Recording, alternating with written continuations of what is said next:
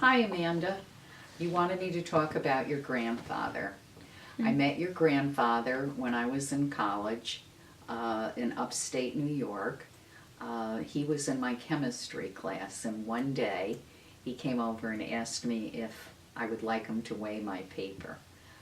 It was 1964, and I told him I could weigh my own paper, and that was the end of that.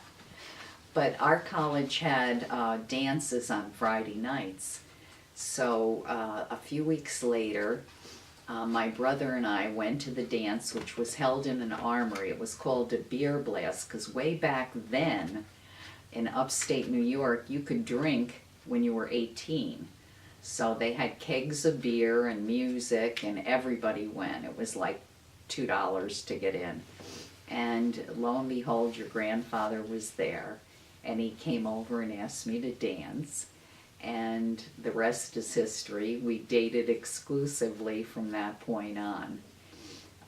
He played baseball. He loved sports in high school and college. He played Babe Ruth, Little League. He played for his high school, which was Christian Brothers Academy.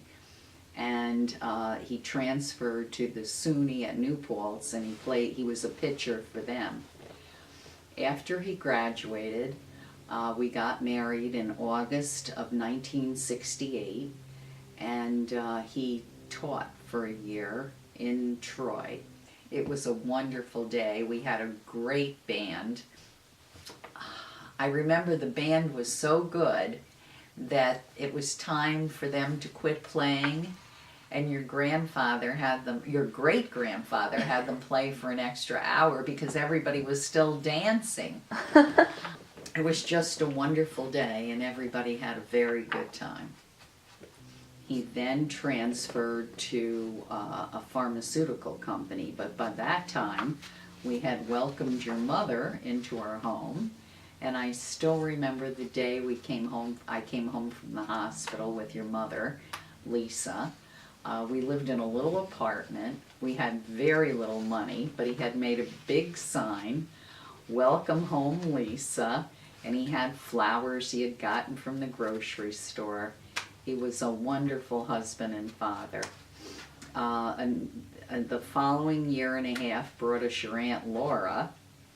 We then moved and bought our first house in Saratoga, New York, and it was a really pretty spot.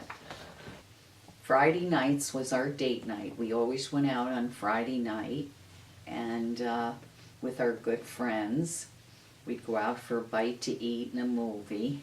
That was our alone time. We went on picnics in the summer at Lake George. After, I think it was 2 years in Clifton Park, your grandfather was promoted to district manager, and we were transferred to Omaha, Nebraska. That was a big move. It was like 1,500 miles away from anybody we knew. So it was quite the transition. After 6.5 years in Omaha, your grandfather was promoted to regional manager, and we were transferred back to the East Coast to where we live now, Branchburg, New Jersey. I was happy because I was closer to my family, who I didn't get to see very often, even though your grandmother made several trips out on the train. Your grandfather, once we moved back to New Jersey, took up golf in earnest, and he continued to play baseball in it. Now he was in an over 30 league, and his job involved a lot of traveling, but we were fortunate in that we were able to go at that time on a lot of nice company trips to Hawaii and California and Virginia. Never international, but some lovely trips together. Unfortunately, He was on a trip to, he was taking courses at the University of Michigan, and he had a heart attack at the age of 41. When he came home, after being in the hospital there, we went to a cardiologist here, and he said he needed bypass surgery, so he had triple bypass at Robert Wood Johnson. He went back to work 2 months later and seemed very healthy, and things went on quite well for 10 years.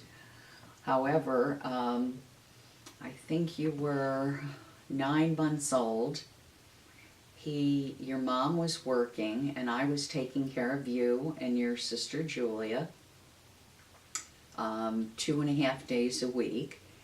And he dropped me off at your mom's house to go on to work. And when he dropped me off, he had a massive heart attack and died. Wait, was he at our house? Yes. Your grandfather was very outgoing. He loved to laugh. He liked people. He was religious. He loved his God, his family. He may have died young, but he lived more in his 52 years than most people do that live to be 80. And I loved him very much. Thank you, Gigi.